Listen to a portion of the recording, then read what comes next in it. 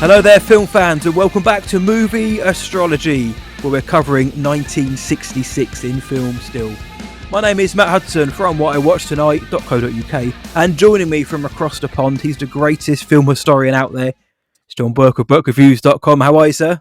I'm doing very well. Maybe a little oversell on this Black Friday, but Ooh. that's what I guess that's what everybody does, right? We want to trick people into buying now so that they can't return it later. So And you're after stuck their with us, Thanksgiving folks. food coma. Happy Thanksgiving, by the way, to you and our American international listeners who celebrate. Yes. Did you participate in any of our traditions over there? Eating, yeah. I participated in eating quite a lot, but that was more just gluttonous than anything else. Yeah, that's kind of the holiday. We eat. I traditionally we go to a movie or something. So we did go see Hunger Games, which we just spoke about on Bloody Awesome Movie Podcast. Which I kind of wish I'd seen it the day before we recorded, so I could have had it even fresher in my mind. But it mostly holds up on the second viewing. Interesting, because that's a film we were both pretty high up on over there on the Bloody Awesome Movie Podcast. If you don't know what that is, guys, that is John and my weekly movie podcast where we review the biggest film release of the week. So go check that out. It's on Spotify. Please check it out, like, support, and all that good stuff. But here tonight, again, we're continuing our 1966 rundown. That's right. Last week we spoke about positions 10 and 9 in the top 10 highest grossing films of the year. So we spoke about Alfie. We spoke about the professionals. JB, let's get straight into it. What two films are we talking about tonight? Well, we're on number 8 and number 7. And we're doing Grand Prix for number 8. And The Russians Are Coming. The Russians Are Coming. No, I did not have a stroke. The title does repeat itself. We'll be getting our takes on these two films. Remember, the goal here is that we're running down the top 10 based on worldwide gross normally, although I think for 66 it's domestic because we didn't have a worldwide gross to go with. But in the later years when we do this, it will be worldwide. So, Matt, you are in charge of Grand Prix. Both of us have seen this film, though, but I have not seen it for over a year. And I did not do much to refresh my memory. So I'm hoping some things will come back to me while I'm listening to you talk about it. Well, a lot of it is racing. So, I'm dealing with the even numbers for this year. So I'm dealing with number 8, which was Grand Prix, distributed by MGM, Metro-Goldwyn-Mayer, directed by John Frankenheimer, who prior to this had directed The Manchurian Candidate and The Birdman of Alcatraz. And he'd later go on to direct French Connection 2, Black Sunday, The Island of Dr. Moreau, Ronin, and many, many more. This stars James Garner, Eva Marie Saint in her first appearance of the night, Yves Montand, Toshiro Mifune in his first English-speaking role, Brian Bedford, Jessica Walter, Antonio Sabato, and Francois Hardy. Budget was $9 million and it grossed $20,845,016. These numbers are from thenumbers.com because, like JB said, we've only got domestic figures for this year. And in terms of how well it is received, the most recent Rotten Tomatoes score for this is 92%, which is funny because when we were going to do this episode last year, this was sitting at 100%. So one or two people have watched it in the last year and thought, I'm going to mark this down. However, 92% Rotten Tomato. Metacritic has this at 72, and the Letterboxd score is 3.6 out of 5. And in terms of the awards, it was nominated for 3 Oscars, and it won all 3 of them. So it's a clean sweep. It won for Best Sound Effects, Best Film Editing, and Best Sound. Grand Prix 1966. We've given you the ratings now, but I've got an original review, a snippet from Variety from 1966. I don't know who wrote this because the internet wouldn't tell me. But in 1966, Variety said, "The roar and whine of engines sending men and machines hurtling over the top 10 road and track courses of Europe, the US and Mexico are the prime motivating forces of this action-crammed adventure." Wow. That director John Frankenheimer and producer Edward Lewis have interlarded with personal drama that is sometimes introspectively revealing, occasionally mundane, but generally a most serviceable framework. So that's what Variety said back in 1966. Pretty a positive review, though pulling out some of the potential flaws there. Now, this film's it's 60-something years old, same as the Russians are coming. We are going to talk about the films. If you haven't seen them, do go watch them and come back. These are old films, so forgive us for going into any kind of plot moments. So that variety review, JB, isn't a million miles off what I think about this film.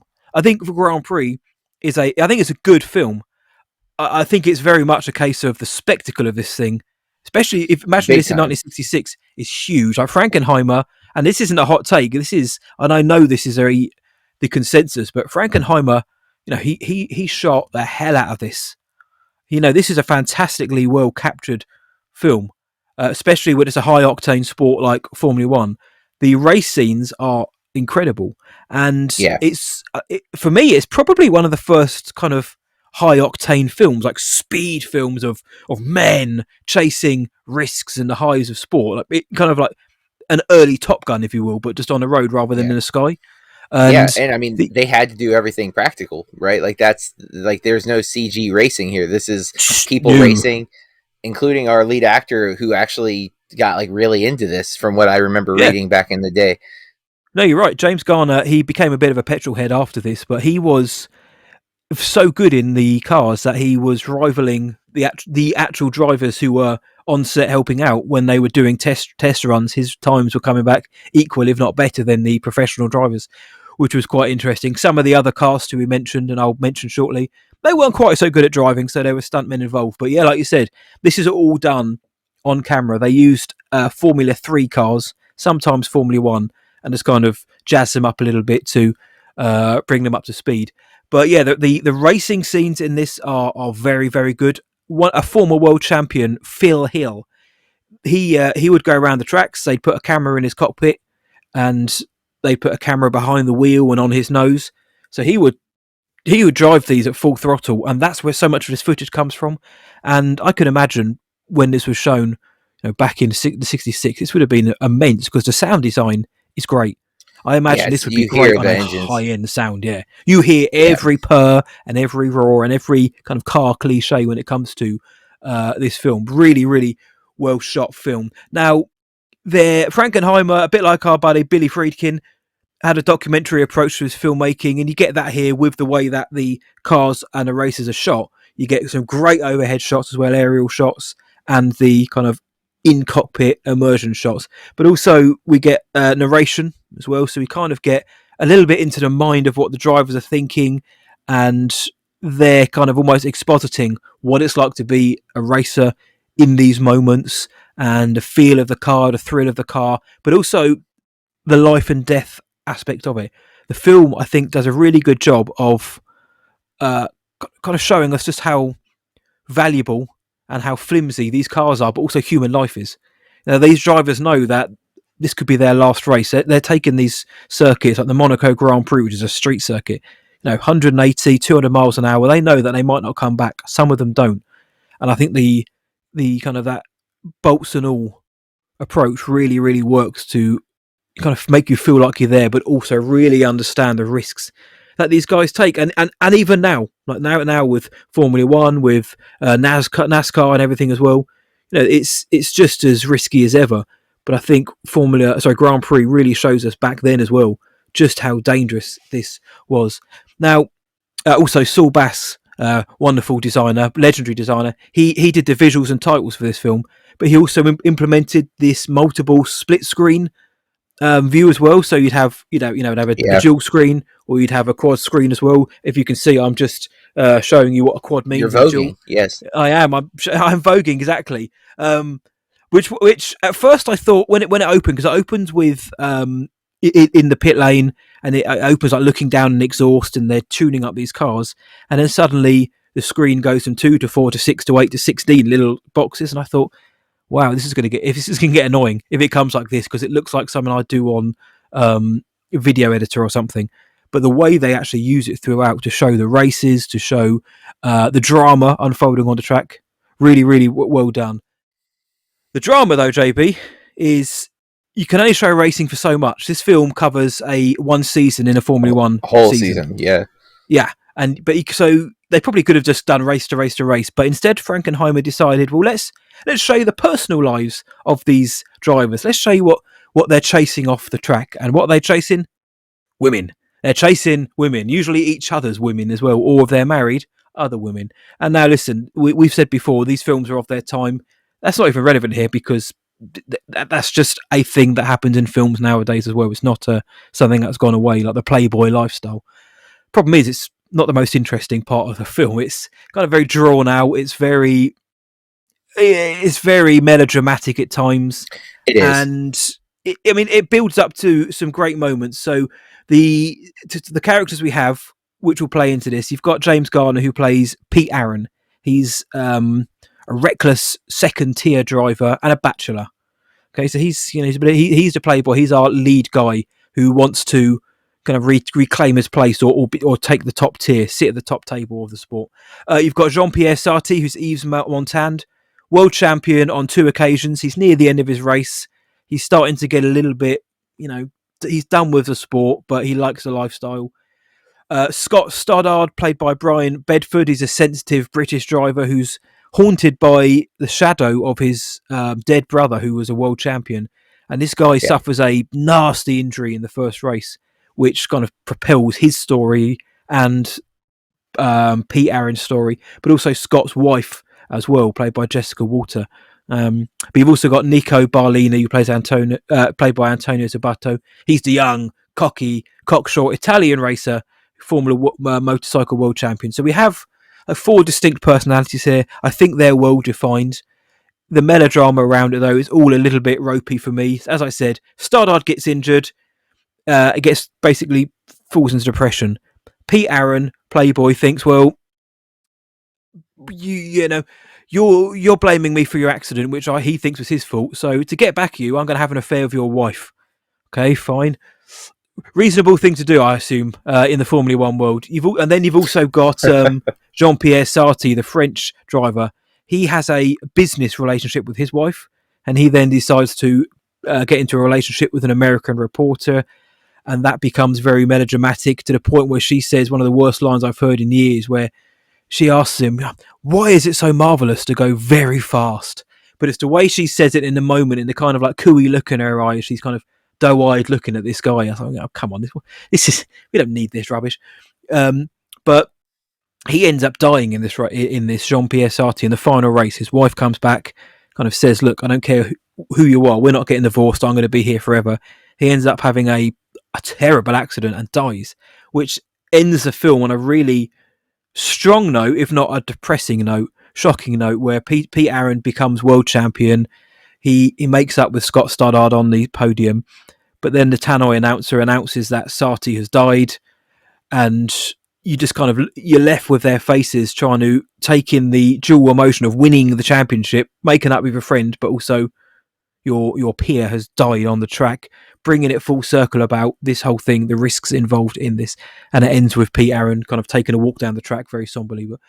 So the drama, whilst it propels the film forward, and it does give you those kind of stakes for the final race, where it's who's going to become the world champion and who's going to get the girl and all that, it is a little bit flimsy for me. What I could have done with a little bit less of that, because this film is 2 hours 40 minutes long, 2 hours 50 minutes long. Yeah, you can cut some of that out, and you really can. You've got a great score by Maurice Jarre. In fact, a fabulous score by Maurice Jarre. And there's not really a lot more to say about the film. Not that though I have things to say, and I'll throw over to because I want to get your thoughts as well. But the racing scenes are good. They're great. Everyone's moving up and down the leaderboard of who's going to win the championship. The drama is ho hum. It's so. It does what it needs to. It's not terrible, but it's weak in comparison, I think. And you've got some bad lines. You've got some good lines, like Sarti before he dies says, there's no terrible way to win. There is only winning. And I was like, that's pretty cold. I like that, and that goes in hand with Frankenheimer showing the risks of death and mortality and life throughout this risk with the drivers whose mindset is doesn't matter how we get it done, we will win even if we push ourselves to the absolute limit. But before I go any further then with this, because a few things here and there, but I've pretty much summed up my thoughts. I like the film. I can't say I love the film, but I really think the racing scenes are some of the best we've probably ever seen. because it gave us techniques that we're now so used to, like the immersive cockpit uh, view. We see that in F1 and NASCAR all the time now, but back then, Oh yeah, no. But and you yeah, saw this a year ago. You also had the misfortune, like me, at of watching least Gran Turismo. What did you think of that's Grand Prix then? what I was going to bring up, though. I think it's fun that I we knew are it. talking about this with the comparison of Gran Turismo from this year. That we've seen a bad version of this movie Yeah, in a lot of ways because the racing is almost all artificial. I think by comparison, pretty much. at least. I mean, we get those. They're very cool in the moment, but like, there's the scenes in Gran Turismo where like the car like breaks apart in CG, and then we kind of see all the components come back together, and they don't use it in a consistent way. And then the same thing, Yeah, we see where the cars are positioned with like numbers overlaid on top of it, but it's inconsistent. They don't use it in every race, so it doesn't really pay off in any meaningful way. And you do get the drama. The drama in this movie is competing for the cup, right? It's the more traditional. This is yeah, the sport. You want to win the sport. Gran Turismo is competing for a place in the opportunity to win the cup, right? Like, it's like a true outsider being entered in, which should inherently be more dramatic and more story oriented. And it felt so sloppy and disconnected and disjointed in its presentation, especially because it's based on a true story, literally yeah, in the title now. And when you look at Grand Prix feels real. It feels authentic, with the exceptions of those melodramatic moments. Which, I mean, 66 melodrama is a pretty regular, foundation for storytelling. You need some kind of yeah, drama. The thing is, though, the reason why we come back to sports movies time and time and time again is the inherent drama in the sport itself. If we're rooting for a competitor, we want them to win, and the tension of will they, won't they, is enough to drive a plot. That's why they usually work so well, and why we love underdog stories, because they should not be able to do the thing we want them to do, but they do, and we can't. We see ourselves in those stories. And Grand Prix, because of the level of danger, and I think they actually really talk about this in Gran Turismo, but racing's not a poor man's sport because it is no, so expensive. So there is a disconnect, I think, with the characters and your audience inherent with this movie because of that. Like, these are people we can't aspire to be. We can only look up to. They are speed gods, if you will. They are Mercury. They are forgot the Greek name of the his. other ones. It's Mercury's the Roman name. Cannot think of the Greek name. I always could before. Hermes. There it is. It came to me. Boy, Hermione was coming to my head. I'm like, that's not right. Shut up, Close Harry Potter. enough. She But could probably make some spell about it. It's fine.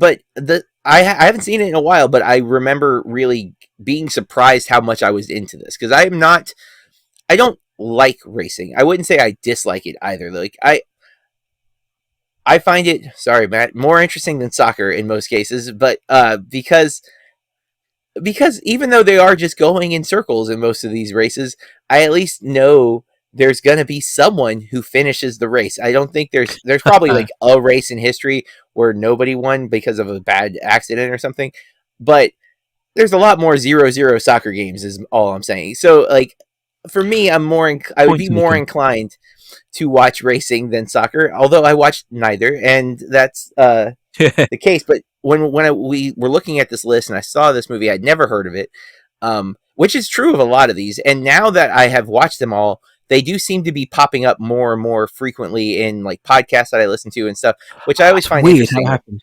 Yeah, yeah, Right, when you're unaware of something, it just doesn't exist, and then when you become aware, it's suddenly just everywhere. Um, and Grand Prix, I think, really deserves to be in the conversation right now because Gran Turismo is a popular video game. Racing is a popular sport. And yeah, there's yeah. definitely tons of race car movies. I mean, Talladega Nights is a really fun movie. I don't know that it does racing justice, but it's a really fun movie. I haven't seen Days of Thunder since it came out. Like, I think I literally Yeah. saw that in the theater. I don't think it has a good reputation of being a great racing movie. It obviously is where Tom Cruise and Nicole Kidman. I don't think it's where they met. I think they met the movie before or whatever, but like, they were together pretty much after Days of Thunder, I think. So, there's like a history there, but it's not a movie that people seem to be aware of. This movie, I think, deserves to be that movie. Like, if there is a great football movie, you have said there's not a great soccer movie.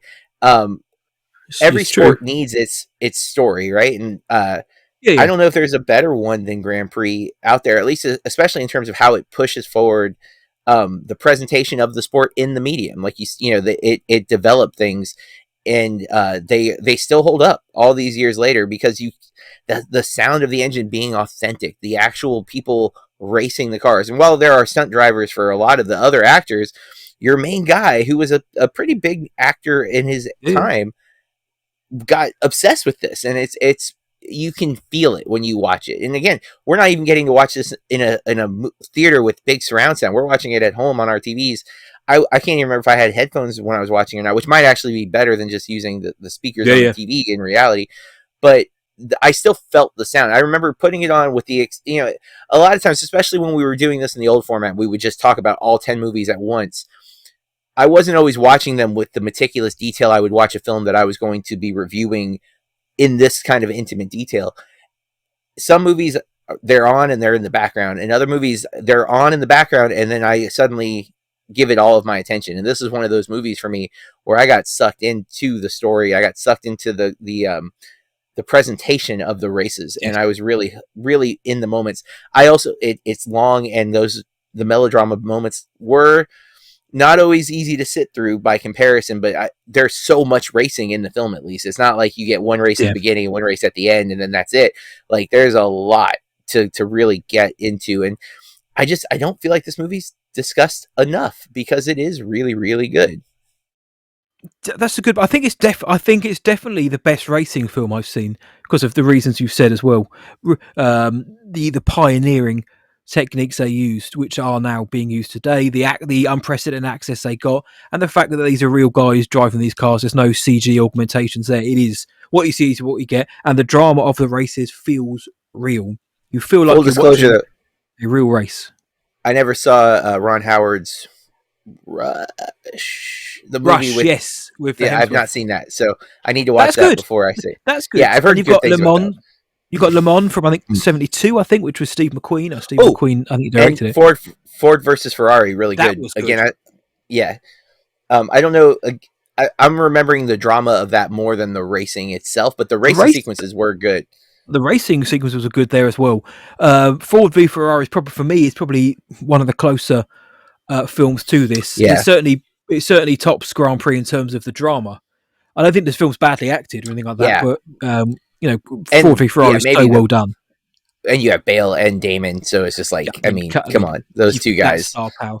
And I think the best performance in this film isn't actually any of the guys. I think it's Jessica Walter who plays the The wife wife, of Brian Bedford, Pat. She plays Pat. I think she's the best performer in this film because she delivers uh, some nuance in this quiet performance. You know, the women in this film aren't really there to do much. They're not asked to do much. But I actually think their performances are more standout than those of the guys in this film. I really think they are. Well, the certainly. Jessica Walter, like I mentioned, and Eve Maria Saint as well. I think those two are very good in this film. But I mean, it's a well acted film. Toshiro Mifune's acting, his English is very stilted because this is his first ever English speaking film. But it's Toshiro, man. Come on, George Lucas wanted him to be Obi-Wan 10 years later, so uh, yeah, legend of cinema. But yeah, Grand Prix, JB. I think this is a really, really great spectacle film. It's a great sports film. It's not a great drama, not bad drama, not a great drama. But I think this is a fantastic sports film. And like you, I think if it isn't spoken about more in the pantheon of great sports films, it should, because there's an authenticity here which, there's not many sports films I can think about and think, yeah, that feels authentic. You think of Rocky, love Rocky, but those guys are getting laid out in round one with the punches they get, but they're taking them, they're eating punches left, right, and centre. It's not as authentic. The drama is, and then some other sports films have that authenticity to them, but I think this one is probably one of the higher ones for me, JP. So yeah, Grand Prix, really did enjoy it. Can see why it got into the top 10. Definitely understand it winning the 3 Oscars that it did. Absolutely deserve that. And I'm glad to hear that you enjoyed it as well. So number 8, Grand Prix, off to a good start. well, and then we're moving into number 7 here. The Russians are coming. The Russians are coming. I don't know. I'm not sure how it would have been said at the time. If it would have been like it's supposed to be like the British are coming, the Paul Revere Yes. story, which is Mhm. spoiler for the Russians are coming from 1966. Matt already warned, but that's the ending essentially of the film, is the guy finally coming to warn everybody the Russians are coming after it's over and there's nothing left to warn. Um, so Don't forget that uh, exclamation mark, JB, at the end of it. The Russians are coming. The Russians are coming. yes, it's Exclamation a mark. yell of. That's It's it. distributed by MGM or Metro Goldwyn Mayer, directed by a big name in the industry, Norman Jewison. Previously directed before this movie, 40 Pounds of Trouble, The Cincinnati Kid, but would go on after this to direct the Heat of the Night, which is a phenomenal movie if you've Man. not seen it. Fiddler on the Roof, which I have not seen since I was a kid, and I've been meaning to rewatch since I've actually really gotten into musicals over the last like 8 years. And Moonstruck, a terrific Cher and Nicolas Cage film if you've not seen it. Interesting, I didn't note this going into this recording, but Eva Marie Saint is in both of the movies this week. Yep. Carl Reiner is our lead, married to Eva Marie Saint in the movie, not in real life. We get Alan Arkin being a Russian, but I love Alan Arkin, and apparently spoke fluent Russian, which I Yes. did not know. It is. But Yeah. We're on a Brian crash Keith, course to learn. Jonathan Winters, Theodore Bickle, Tessie O'Shea, Ben Blue, John Philip Law, Andrea Drum, and Paul Ford all fill out the cast. This is kind of a bit of an ensemble movie, although it is focused heavily on Carl Reiner's character. With a $3 million budget, it grossed $21 million back in '66. I don't know, is that adjusted for inflation or is that like legit I think 21 million? adjusting for inflation, I read it's about 190 million in today's Wow. money. Yeah. That still feels like so much Big back then. money. Big Has money. 86% on Rotten Tomatoes, 69 Metacritic, and 3.4. And now here is, to me, something that I think we should always talk about when we're looking at years. 1966. This is a top 10 movie in terms of box office, but that does not always translate to awards, especially with this particular genre, which is a satirical comedy. And here you have no wins, but lots of nominations. We have Best Picture, Best Actor, Best Screenplay based on material from another medium, and Best Film Editing. Not Wow. Best a comedy. And at the time, if I'm not mistaken, there were only 5 nominations Yes. for Best Picture. You're right. And this getting in is a pretty wild detail, because most of the time in today's world, a comedy is immediately off the list for Best Picture discussions. Like, at least it feels that way. And more studios are barely releasing major comedies outside of, again, blockbusters. But like they don't do a lot of, silly little satirical comedies, especially not in theaters. Now we are relying heavily on streaming services, and they might qualify. They might do a qualifying run in theaters for some movies like this, but that's not what we're mainly seeing. It's dramas and it's the Oscar Beatty type movies that those streaming services seem to be leaning towards. And it's a shame, I think, because when you see, there's a comedy on the top 10, that's just because it made money. This one made money and got notoriety, which is not always the case. And it's, True. again, Very true. you do have an auteur director here, I would say, and then Carl Reiner, who would direct some comedies in his own right, a well-regarded actor, has done a bunch of stuff. But there's an original review here from Variety. The Russians Are Coming, The Russians Are Coming is an outstanding Cold War comedy depicting the havoc created on a mythical Massachusetts island by the crew of a grounded Russian sub. It's not so much a review, it's just a Snippet. one adjective comment of the thing. But I think also worthy of talking. One of the reasons why we look back to old film is to look at why the films were popular, why the films were made when they were made. This is coming after many years of Cold War driven horror films and thrillers, right? Like you have Invasion of the Body Snatchers, which is very a well noted film about the Cold War, right? It's like an allegory for that fear that who can we trust? Everybody's there, and of course, within Hollywood, you have the blacklisting of so many writers and actors. Yeah. Oh, I mean, I actually do have a list of Cold War movies, but Dr. Strangelove, another satire, though, right? Yes. Which is coming towards the latter half. The early 50s, it's the fear is real, and then you start seeing filmmakers, I think, reacting to being like their friends, their coworkers being ousted from the industry, movies not being allowed to write, the writers being accused. I mean, you have Hail Caesar is a really good modern film if you want to get like a kind of satirical take on what was happening in the industry at the time. Um, so for this to come out and it be not only well received comedically, but also it's biting. It's mocking this idea because the Russians that are there aren't really villains. Like, and that's part of the charm, and especially I think having Alan Arkin in the lead, who has proven he can be menacing if he needs to be. Back, Yeah. especially like you have Wait Until Dark. But he's a comedy guy, and he's really good at this kind of play it straight comedy. And um, his character, I think, is my favorite part of the film. Is what stood out to me the most after watching it. And I did not rewatch, but I went through and I watched all the clips on YouTube that exist, basically just to get like the little snippets, and it brought a lot of the film back. I don't think this is like had this won Best Picture. I don't know. I mean, considering I know what did win Best Picture, like maybe I wouldn't be that mad at it. I don't. If Yeah. I were nominating though, I don't think this would be one of the movies I would have put in the five for that year. I do think it's funny, and it might just be the comedy. It's too far off, right? Like it's not resonating for me the same it would have if I was alive in '66, Yeah. as comedies might in the future might not reflect what we currently think are funny and whatnot. So that given, but I enjoyed this film. I thought it was pretty entertaining. I actually think going back to it would be beneficial because now I kind of have a more context overall. I think even when we watched this the first time, Russia had not invaded Ukraine yet. So when I That's a watched this the great first point. time, so it's history is cyclical, as we've said for years. As I've gotten older, that's I've started to understand that far more in a kind of sad and slightly cynical way, where I'm just like, oh no, why is it repeating itself? But um, there's a love story that it doesn't really work that well. It's kind of it feels a little for like the girl just is like, oh, you're hunky, I love you. I don't care that you're Russian. Um, He is there's a some beefcake funny though. there. Yeah, he is. Oh, for sure. And um, there's a lot of like the silly slapstick type humor, and Reiner is tied up with to a woman at one point, and they're like having to hop down the steps, and his face is in her bosom, and it's awkward, and it's like it's that type of stuff. It's a lot of that.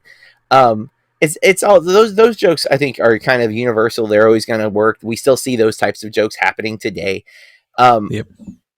it's those awkward situations that you're like, oh, if that were me, it'd be so awkward, and you like, ah ha ha. That's the thing. It's so shocking to have a comedy being on this type of list. Like even by Yeah. today's standards, I mean, when we look at the last 10 years in our film, comedies are rarely getting an opportunity to earn box office because they're not getting released theatrically. So it's a little jarring almost to have this on the list in a good way, and maybe in a longing way where it's like it's disappointing that our options for top 10 in the modern era are much more. They're either bombastic blockbusters or big sweeping dramas. um, Yeah. and I'd love to see more variety getting introduced into theaters so that we have the opportunity. Um, and that's not to say there isn't variety. It's just they don't get a lot of people don't go to the theater just to go to the theater anymore, and I think that's different in '66. TV's been around for what, like 15 years or so, like Mm, at that point. So, but I think going to the theater was still something people did. Like it was like, oh, it's Sunday, it's movie day, and now it's like based on my local theater, it doesn't seem like a lot of people make going to the theater a priority, except for very yep. specific movies. Yep. But There's more what did you films think? now as well. So Oh, no, way more films, right? I like this film. I think it's a good film. It's one I hadn't seen before, and I look at the title similarly to when we did It's a mad world previously. You Yeah. see these titles and think, what are these guys smoking? Like the Russians are coming, and then of course you kind of tap into that history, like you say, and realise you're in that Cold War period. The tensions are high. You've had this litany of films before it, but then you get something like this, which takes a satirical look, but also a light-hearted look. But there is a good message beneath all of the silliness, and there is plenty of silliness. I mean, I read that this is Alan Arkin's feature film debut, other than Yep. I think he was in a band in the background of one scene about 10 years ago of a film, but this is his feature debut as was it Lieutenant Rozanov. And yeah, he's the best part of the film for me, certainly the funniest part of the film, especially when he can't work out Walt Whitaker's name and Whitaker Walt. And I actually think his Russian is, or pidgin Russian, whatever, surprisingly believable as well. If I didn't know it was Alan Arkin and I hadn't heard of the guy before and I just watched this, you could maybe fool me a little bit that this guy is a Russian or an Eastern European who's, maybe exaggerating his voice a little bit more. I think he's really very good. But yeah, I mean, the message of the film is: look, there's always going to be outsiders coming to your small town or coming to your country, but we're all the same. Underneath it all, we're all the same. Doesn't matter what we speak. Doesn't matter who we are. We're all humans, and let's be kind. Let's have peace and love. And it's not just the United States, but it is obviously poking at the USA. That you've got the Russians who are looking for this ship in this small town, and then they've got this family, the Whitakers from I think it's New York, who are, they're outsiders and they're treated just as badly as the Russians, pretty much as well. They're not, yeah, the Russians are held in lower regard, but the outsiders is a small town. Doesn't matter where you're from, these people still look down on you. And there is a story there about acceptance, humanity, which is here, and I think it's done well. But it is first and foremost a satire and a comedy. And that scene, I think you said, of Kyle Reiner trussed up to the lady, probably one of the most famous scenes in the film, just because it's just so daft. Like I say, it's just his hair. So funny, he's just everywhere, and it's just so stupid. But there are some. I mean, you and I love Dumb and Dumber. If the thumbnail for our podcast / YouTube show didn't give that away, we do. And if you just go rewatch that and just try and tell people the jokes in that film or the gags or the sight gags, and it's ridiculous. Like guy has diarrhea on the toilet and the flush doesn't work. Shouldn't be funny, but it's hilarious. It's all about how you sell the performances, and they do a really good job here as well. I don't think it's the most cutting satire I've ever seen, or the most sort of daring film I've ever seen. But then again, remembering the time, remembering everything that was happening, and obviously with communism, we're a decade or so out from McCarthyism. I believe Norman Jewison, I read he went to Moscow to show this, and they wouldn't let him back in the USA for a short while because they thought he might be a commie. They thought he might be a Russian sympathizer.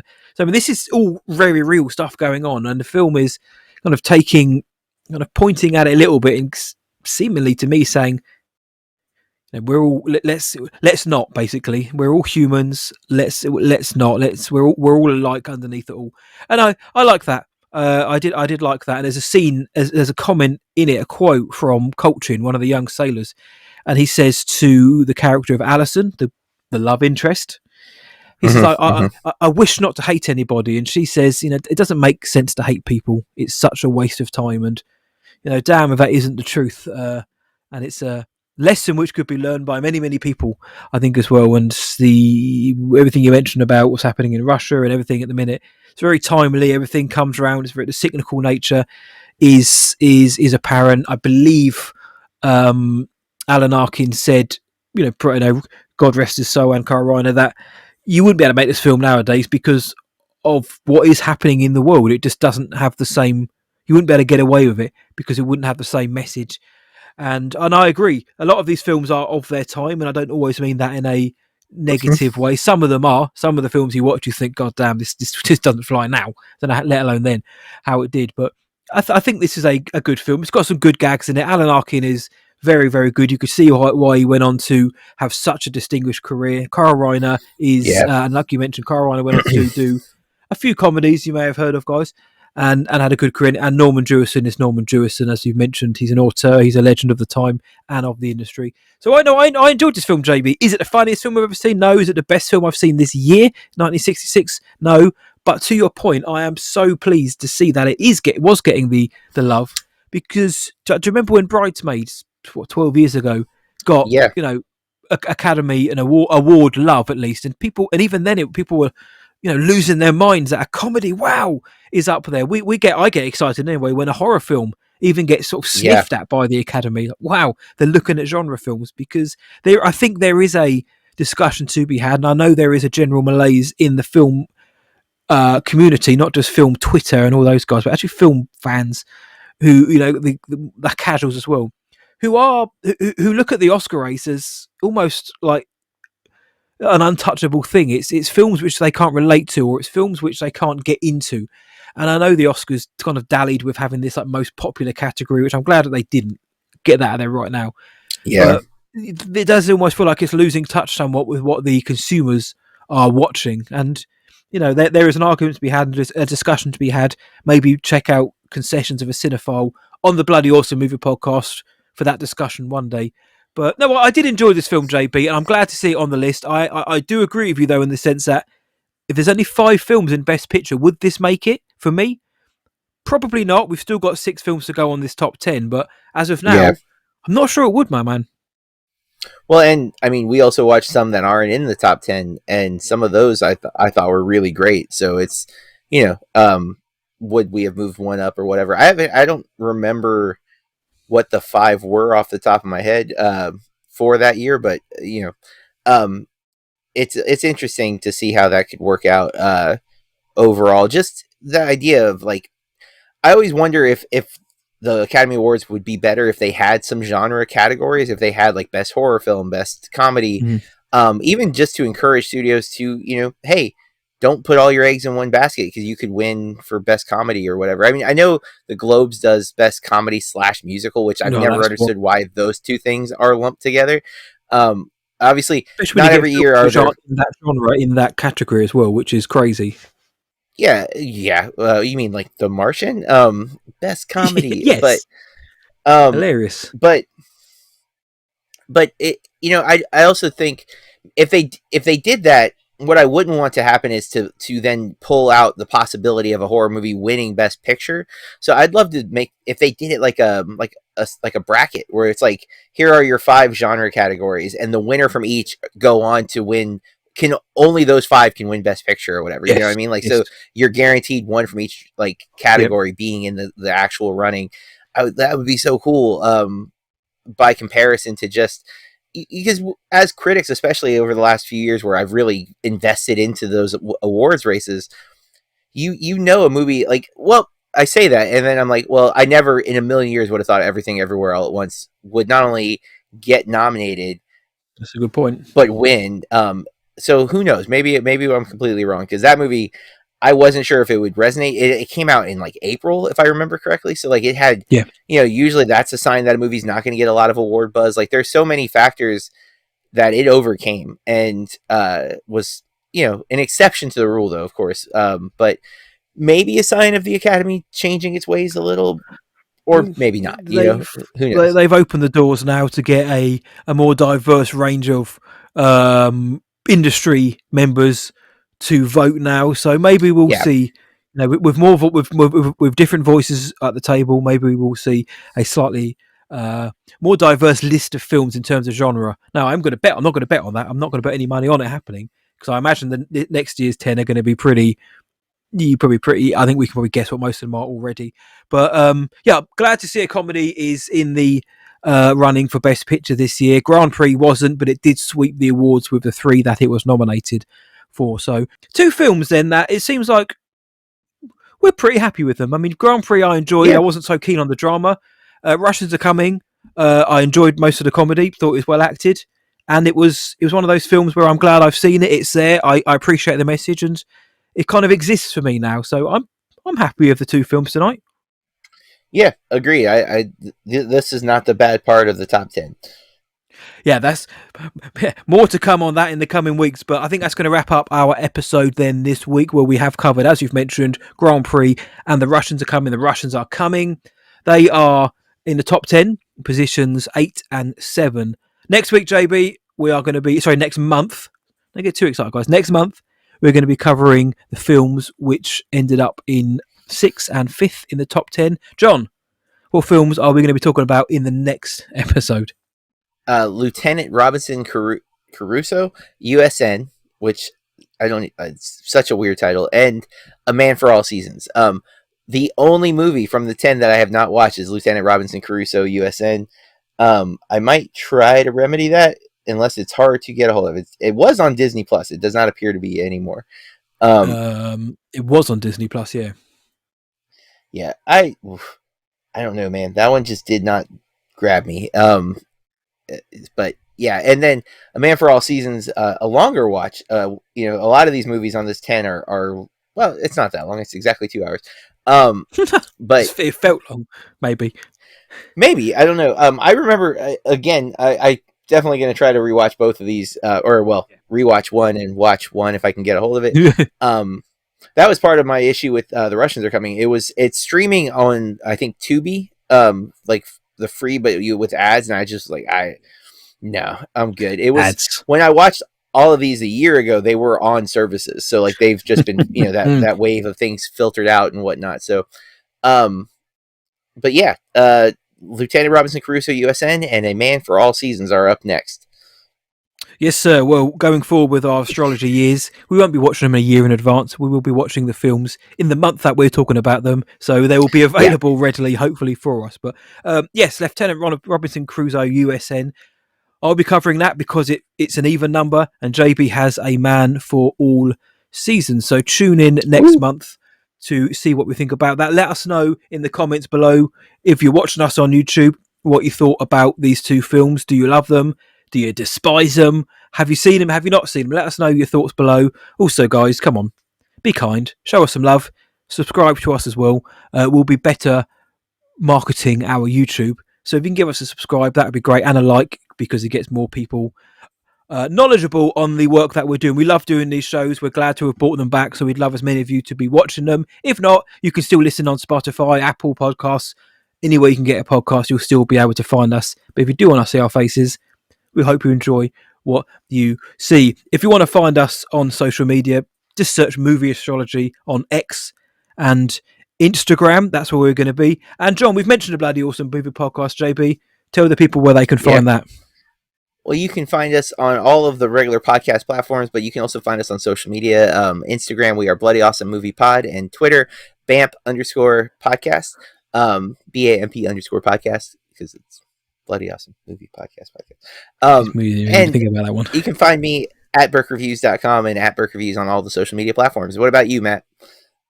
You could find me at whatiwatchedtonight.co.uk and just search What I Watched Tonight across all of the socials, including Letterboxd. But that is going to wrap up our episode 1966 Part 3.